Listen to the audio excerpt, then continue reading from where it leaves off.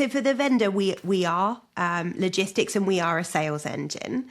To the integrator, we are the time saver.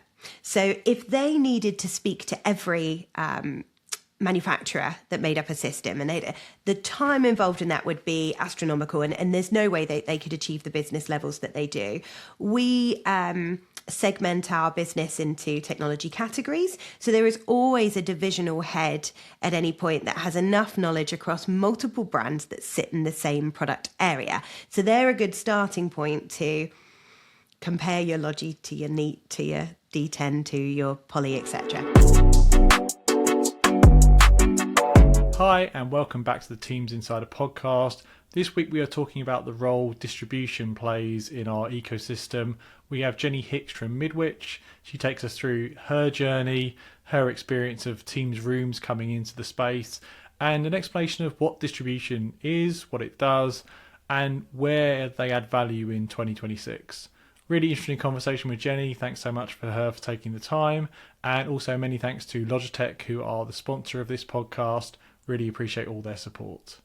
On with the show.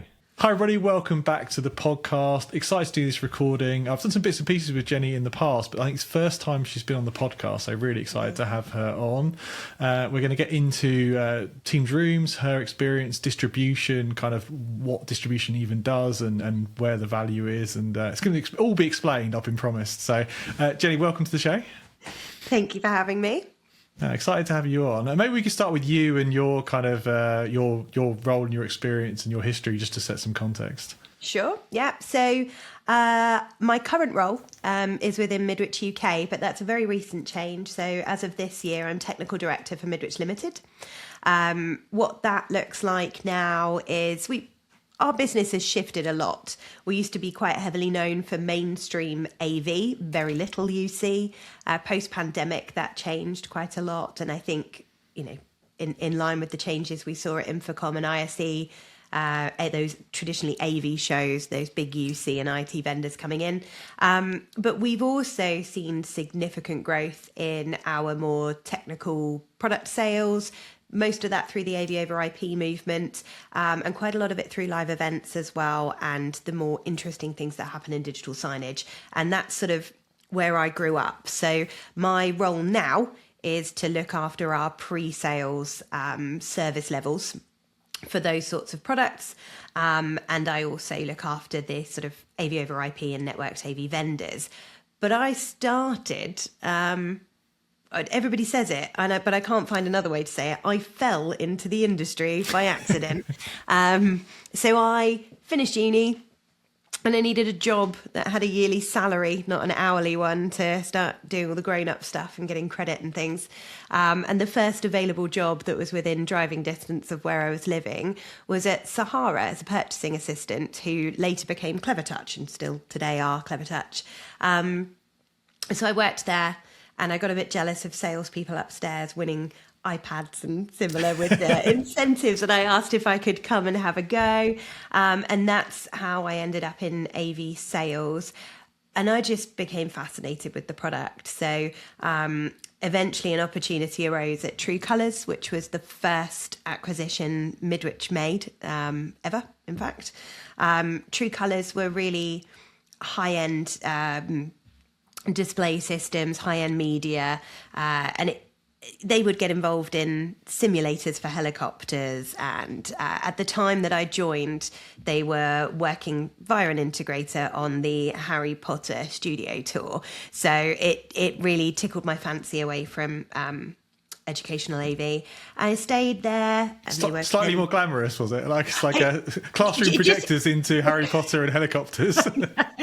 There comes a point with especially compulsory education. I love higher education, and that gets more interesting every year. But with the primary and the secondary schools, particularly the primary schools in the UK, there's only so much lugging a 50-inch touchscreen by yourself in the snow. And when the questions that they ask are typically, how do I rub it out and start again? You go, oh, this is really good tech, and you're not going to use it very well.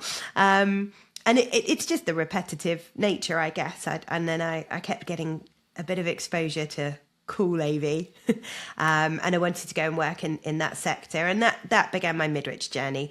So I sort of climbed the ranks looking after more events and signage and media technical groups. And then when I moved into a global role, I spanned across all categories. And naturally, at that time, with the pandemic, we started to pivot the business firmly into UC, which is now our second largest category.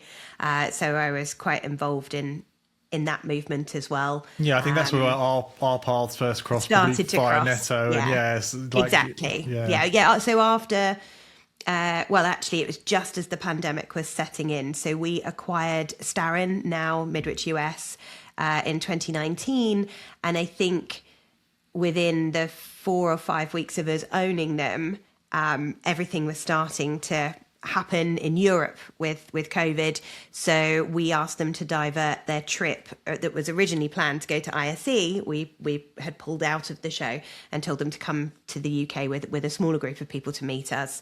And we went from there. So we were really lucky, actually, because what the US team brought was that expert UC knowledge, particularly around outfitting and full systems. And they had, at the time, a great relationship with Zoom that turned into a great relationship with teams further down the line. So they were there to guide us and help our European businesses break into that market at a time when everybody desperately needed it. So I was doing that for quite a while, looking after market intelligence and technology strategy for our full group. And this year, I would say, I'm back on the front line. So more heavily focused on the one country and getting back in front of customers and just looking at our sales strategy because the market landscape changes and it's good to follow it. Yeah. There's some value to being you kind of going from strat to doing stuff as well. Like it's I always struggle with that in my role, which is like a lot of talking and not so much doing anymore. And I'm really conscious of spending a lot of time with enterprise customers, in my case in particular, just to keep my finger on the pulse of what's actually the reality out there. And it's nice to put your name to stuff, isn't it? I think it's fun to be in strategy.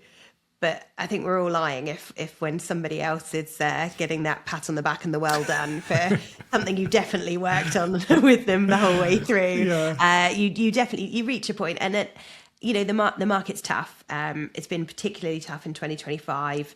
The UK had a tough time in 2024 as well. So I think there's definitely that feeling of. I haven't been in the trenches with some of my colleagues for the last 2 years. Yeah. So this felt like an opportunity to jump in there with them and get back, get on the front line and that's awesome. Try and help. So I really want to get into like your perspective on the Teams Rooms journey and the UC journey. But first, like there's various people who listen into this pod, lots of end customer enterprise architects and service owners, a bunch of people from industry as well. But can you just level set like what even is distribution and where does distribution play in I'm a customer with Teams Rooms and there's OEMs that make stuff like that? That would be really great. So I think distribution was relatively or a lot less known in the platform space previously because software hasn't required that distributor logistics stock holding element. But from a hardware perspective, distribution has always been there. And we work a little bit differently in the commercial sector to the retail sector where people really stay in their lane.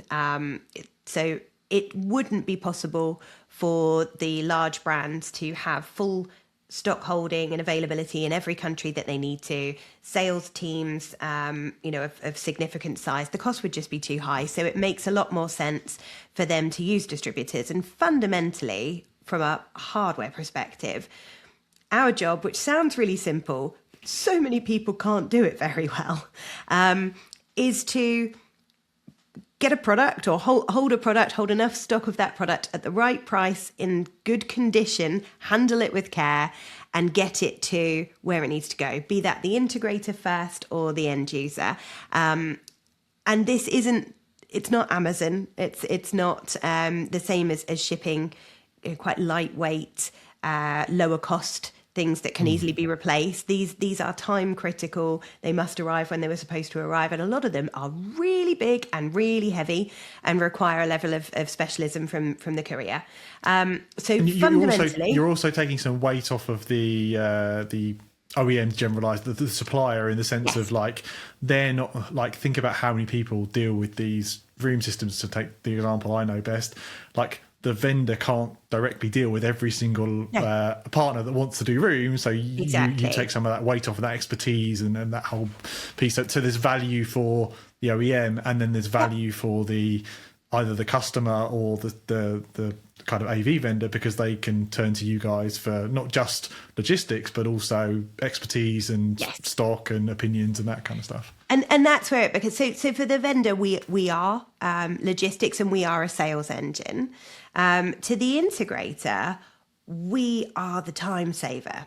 So if they needed to speak to every manufacturer that made up a system, and the time involved in that would be astronomical, and there's no way they could achieve the business levels that they do. We segment our business into technology categories. So there is always a divisional head at any point that has enough knowledge across multiple brands that sit in the same product area. So they're a good starting point to compare your Logi to your Neat to your D10 to your Poly, etc. Yeah. And also, what we've got then is we're offering them the ability to place single POs or far less purchase orders for projects on one supplier. That makes their whole tracking of projects and deliveries and so on much easier. And we've seen that more and more over the last sort of 10 years. Integrators shift away from sort of holding their own stock of preferred brands and into a real sort of just leaning on the distributor to hold that for them and calling it off when they need to. So, and then I suppose the next layer is for us to offer expertise. And our expertise really comes from the breadth of projects that we facilitate. So whilst we might not be on site installing, whilst we may not have the same technical knowledge that some of our customers do, what we do have is this ideas library of what other people have done. And that's what a lot of our customers find particularly valuable. And I think that's what a lot of feedback as well. Like if what went wrong? Loads of this kit have gone out and we've never heard anything back. That's good news. Mm-hmm. Or actually, we've had a few hundred of those go out, and every one of the projects raises a question. That's a different news. Yep. You can spot things that support and how easy it is to deal with certain manufacturers' support. Also, product compatibility and who works well with each other. Yeah. All of that, you gradually gain that knowledge. And again, it's that portfolio of ideas. And that's really quite relevant in the meeting space when they say, we would like it to work like this, but we're being told that's not a good idea. And 9 times out of 10, we're able to say there was an integrator that did that for such and such customer, and it went well because, or it went badly because. Yeah. And if it did go well, they used X, and that can then help people to make those decisions. And that's not to say that integrators don't have that. And some of the large global integrators have a very similar level of portfolio, but for the smaller guys, no, they quite often standardize on set kit. And if somebody has a unique needs analysis, that throws them out if they can't make their room kit fit that. So we're quite good for those people. And we like to think that we're a pretty friendly bunch, and we're nice to deal with and efficient. Nice. And where does it fit? Microsoft have been talking a lot about distribution in kind of the last 24, certainly 12 months in respect to Teams rooms and Teams devices as kind of a scaling mechanism. So where does it sit, you working directly with end customers versus you working with integrators? So we work... I guess, sorry, to clarify, you and distribution as a whole, I guess, as well. So I think we are seeing a shift now towards distribution facilitating software licensing. And a big part of that, again, comes down to not siloing individual applications or or user licenses for your meeting spaces away from perhaps your digital signage across your estate or other. So they definitely now see the benefit in working with distribution to get that breadth across the different areas that they don't currently cover. Not to say with Microsoft that they won't go into them at some point. But what they certainly see is that the meeting space and UC in general is moving to a sort of platform first sale. So 9 times out of 10, when we are talking to any customer, they know what they want to use. And 90% of the time that is Microsoft Teams. So that's where we're starting from. And perhaps there's some more Microsoft add-ons in there. From there, the benefit of distribution to Microsoft and why they are so pro distribution is we then offer the choice. So whatever pick a mix of software suite they have pulled together, we will have hardware options to facilitate that. And everyone's going to have different requirements. Some people, it's all about the ability to have a very quick turnaround in terms of a failure or a warranty. Others, it's about operating system or certain types of hardware to make sure that they meet a set criteria across the board. Some of them want to make sure that they haven't spent too much money because they think that they'll need something new further down the line. And for a lot of people, it's all about sustainability, ESG credentials and similar. So that dictates where we then go for the hardware. Yeah, because Microsoft have quite a big set of OEMs now, and it's increased a lot in the last couple of years as well. So like you say, the customer knows their teams, the integrator knows their teams, but that doesn't narrow it down in terms of hardware choice. Other than certified, like now we're into which and why, and that space moves really quickly as well. I follow it. You can run out of hardware. There can be stock shortages of hardware. That doesn't really happen in the software world. You can always generate a license key. So outside of service level issues, you're never going to be out of stock. That's not the same for hardware. And blimey, we really learned that lesson post-pandemic. So I think that they were seeing the benefit of distribution in terms of outfitting their solutions at the start of the Teams room mass adoption.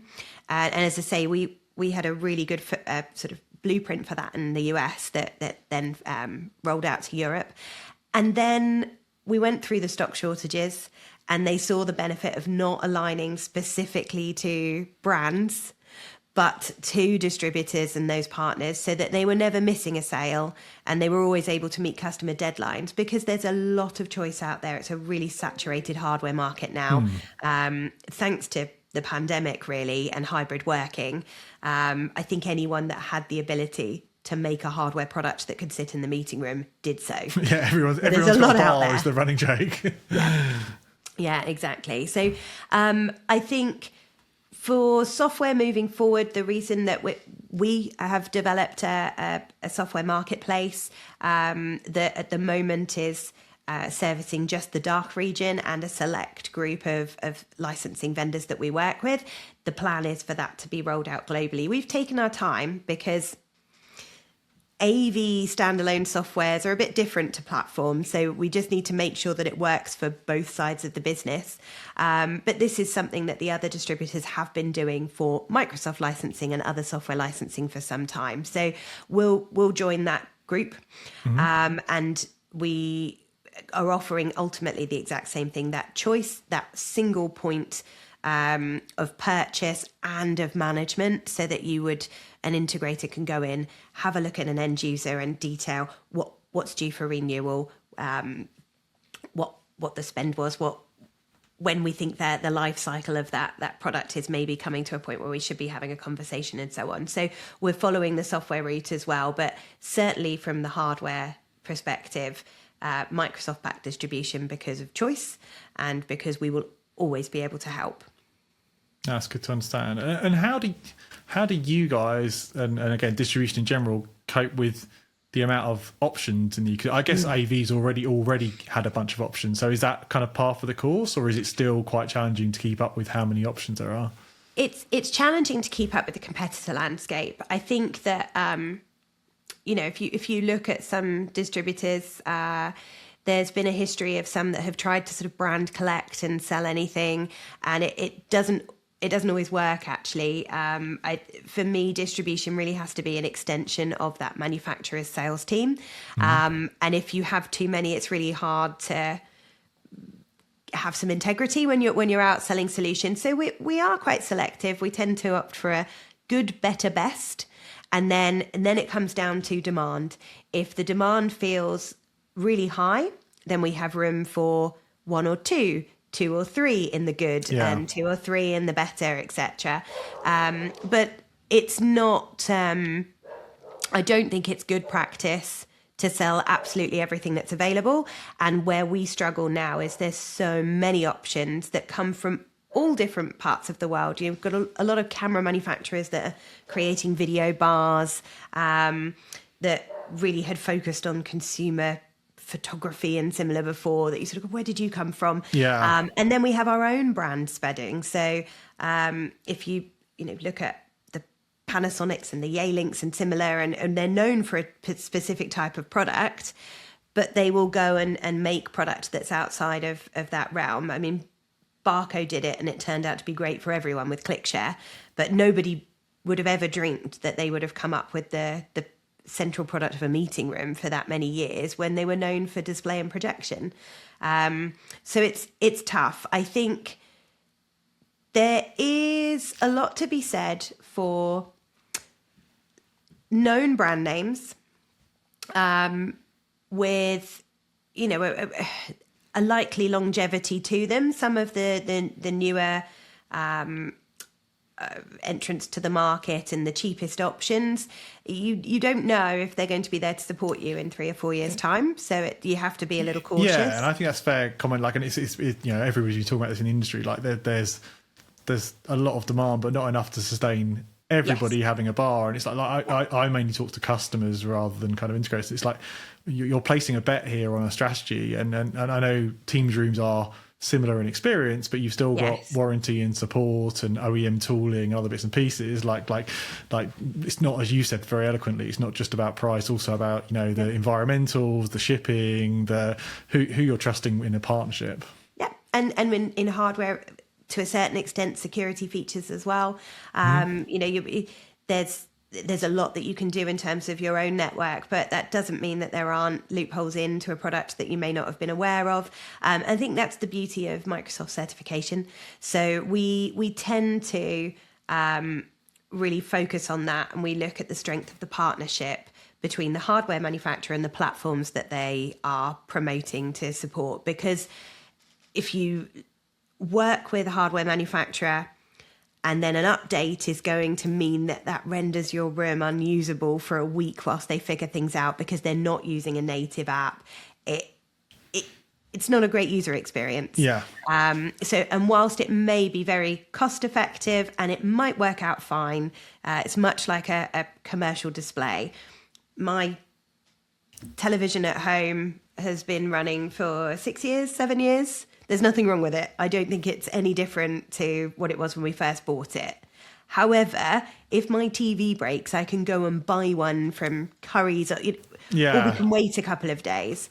Whereas if you need to deliver a presentation when it's mission critical, especially something like a lecture theatre in higher ed and so on, that's not an option. Yeah, and you need to know. It's on for 12 hours a day. It needs to be remotely managed. It needs to be secure. It's on the network, all that good stuff. Yeah.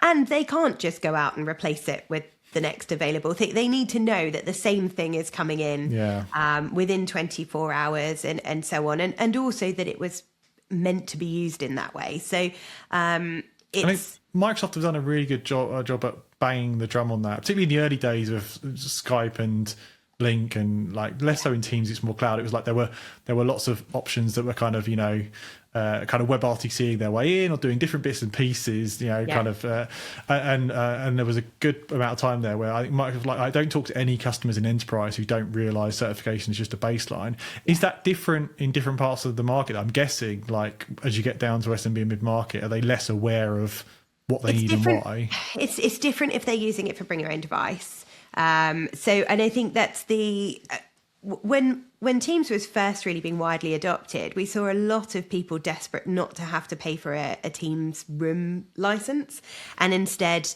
they'd set up single user accounts, and that would be how it operated and so on. And gradually they've found, particularly in enterprises where you've got some people are at the desktop and some are laptop, but immediately you need a room solution.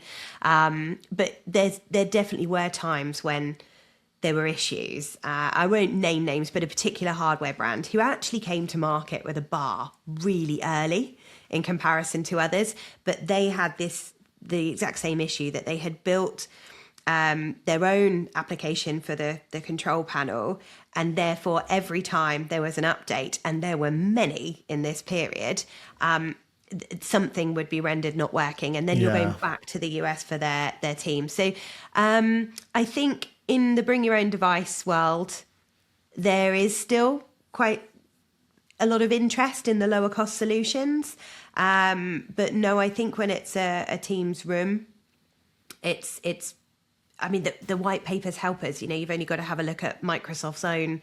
It's sort of widely understood. You need to go certified. It's very clear. Please work with our certified and compatible products, and please have a full Teams room license. Don't treat it. It's just a meeting room. It's not a person. So let's go back to your experience when, like you said, kind of pandemic and then post pandemic, like because. This is how, again, my world into AV kind of came. Is like suddenly Teams rooms were just invading AV, and it grew very, very quickly. Yes, it was nuts. So I had the benefit of pre-pandemic. I'd worked for a few years initially with Radvision, who were then acquired by Avaya. Who were sort of a traditional video conferencing in that telepresence era. And then after they were acquired by Avaya, we worked with Lifesize for a while. So I'd been out trying to bang the drum of cloud VC for such a long time. And I think we talked internally about the likely 5+ years it was going to take for this to be more widely adopted and properly used. And then it just had to happen. So we were quite fortunate as a business in that we were already rolling out Teams to enable our global communication. So then with the pandemic, we were ready, and it was just a case of switching it on for the more local users and telling them how to work with it. And I was in that camp in the early days of, but Zoom's so much better. So I had both.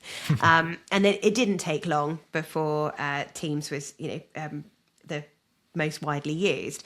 So we found in that period of time, there was a rush, not so much immediately as the pandemic hit. Most of that rush was around webcams and desktop and enabling people to get home. But when they started to talk about the return to office, there was a need to video enable the meeting rooms. And actually, it felt like there was a need to enable them as bring your own device, because nobody had really standardized on one. So we still had some schools were very keen on Google Meet. There was still a bit of WebEx out there from people that had been using it. We had some of the independents were still running or had been used for the early adopters. Zoom had a real strong foothold, and Teams was, taking over. So what we were putting in was a much lower value, much less functionality. And after all of that happened, we were very busy. I think we ran out of everything. I think everybody ran out of everything. And so you would be switching brands and what we were leading with. And it was, a very buoyant time for the industry. We saw a real strong shift in that movement as well, away from touchscreens in the meeting space to, we don't care. We don't plan to stand up. We just need to be able to talk to the people that aren't in the room. So the meeting space became relevant to the standard display people as well. And then the boards started appearing. So we'd had the video bar sort of won those early enablement areas, and all of the peripherals benefited as well. And then we had the return to office without that sort of nervousness of, it will only be half the people and you can only have a certain number of people in meeting rooms. Now we were all coming back to the office full whack. Yeah. And that's when we saw the rise of the all-in-one.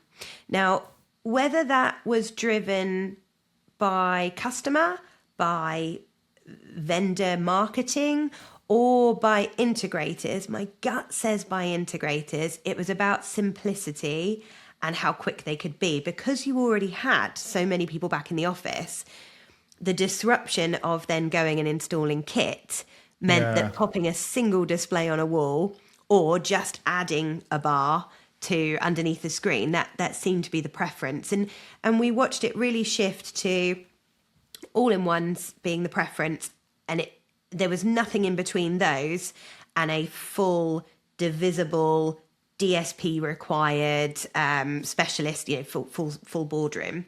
And then we went, well, this is great because in a few years' time, this will be refreshed and there'll be new features and so on. And that, I would say, is what hasn't happened. So we had that initial cheap and cheerful, I'll take whatever you've got, I just need to be able to talk to my teams, followed by the all-in-one movement, which really was us having that IT and consumer influence, I think, that was unknown to AV. We've been very hands-on physical install as an industry. And, it took a lot of the complexity out. I saw it from the customer side, and it was a combination of motivations I saw, which was like the AV deployment time, like not just from a time and effort point of view, but from a cost point of view. It's like, well, I can put all-in-ones on trolleys and move them around, or I can have it up on a wall in half a day. And also the number of things to possibly go wrong was reduced because you didn't have a different switcher and a different mic system and a different thing. It was like, well, it is what it is. And I saw the same thing with touch. Like we had a podcast just recorded before this one that they deployed hundreds of Rally Board 65 and they weren't using them for touch. It was just all-in-one on the wall, but it happens to have touch. That's great, but that wasn't the driver. It was just the all-in-one nature. Yeah, I don't think a lot of people do stand out. You get the occasional flamboyant, old school trainer and similar, and obviously if there's a flip chart culture, there might be some whiteboarding that they use, but really it's quite rare. But I also think now the cost differential, you may as well have touch because it's not really, you're no worse off for having it there if you do need it. But we definitely thought at sort of the end of 2022 that come 2025 and with the Windows switch off and so on, we would see this refresh and that people would be focused on the importance of audio quality. And then during 2024 we thought that even more because of Copilot and that adoption. And I'd say that's the bit that hasn't happened, and it feels like there's a few reasons. I think there's some waiting. Some of that is economical. There's a lot of global political landscape stuff going on, and the return to the office is very different in different regions. So it's like, are we going to need this much space? What type of space are we going to need? I'm still seeing a lot of those, which again plays to the all-in-ones, where they're just like, well, we can just put these on trolleys, and even if we change our office, like we can move them around. Yeah, exactly. Then there's this sort of the waiting for AI of, if we spend it now, what might come out next year? So there's been such rapid evolution in terms of what you can do, particularly with AI development and automation, that I think if people are looking around their estate and going, do you know what, it's good enough, now's not the time. Let's make sure we get the most for our money when we do spend it. Then the sort of Me Too movement. So if you recall with the Neat board and bars, they were, I believe, the first to do symmetry, where it would give a thumbnail or a window for each individual head in the room. That's pretty common now. Yeah. Across almost every product. But for about 6 to 9 months, they were the only ones that could do it.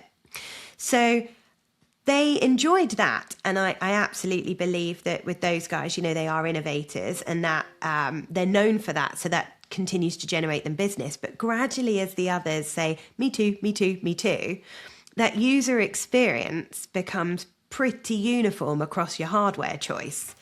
And so there's not this concern now about upgrading all of your product in one go, because if one brand runs out of something, you can likely achieve the same experience with a slightly different brand mix in rooms on the rest of your estate. This is what Microsoft would pitch as a benefit of the competitiveness of like same user experience, like slightly and using different native Teams rooms. Yeah. That's the key, isn't it? Because you won't know. And honestly, is Lucy from accounts going to walk in and go, "Oh, it's a Logitech tap"? Yeah, we spend all our time like criticizing like or what the camera framing is or what's going on, and they're just trying to get their job done. Yeah, at most they're going to walk in and go, "This one's light grey, the one in the other room is dark grey," and you know, they're not going to realise that there's much of a difference between the two. So that has slowed down or certainly reduced the refresh opportunity, and the biggest one, I think, or I believe is an underlying reason for it, is around sustainability and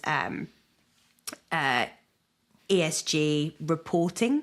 So if you can't, right now there's an interesting, you've got two choices. You could replace kit that is working, providing it offers you good sustainable gains. Now, in the case of a Logitech or similar, where you've got a lot of post-consumer materials and recycled goods going into their products, that doesn't necessarily benefit you if you're removing a perfectly working product, unless you can reduce the energy consumption.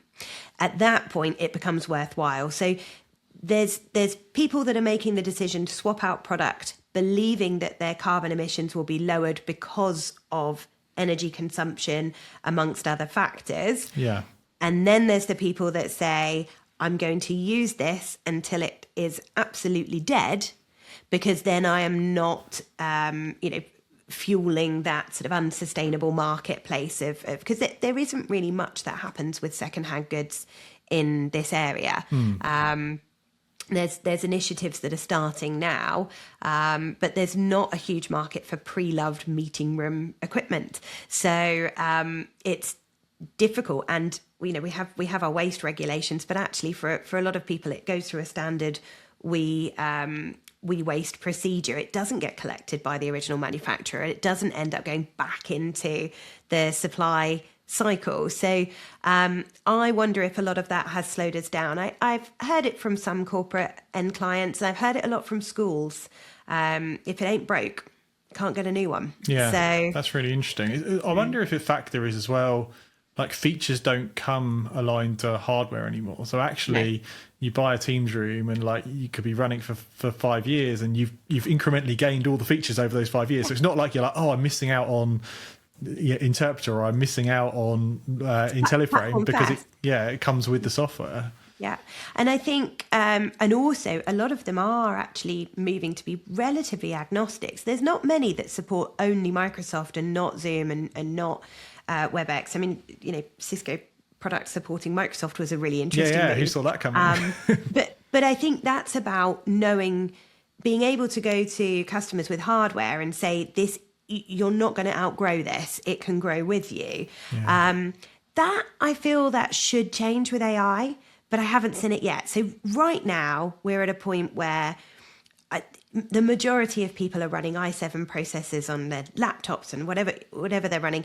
There's good processing power and capability in all of the hardware that we're using. So if you want to swap your software, or if there's new features released, 9 times out of 10, your hardware is going to cope with them.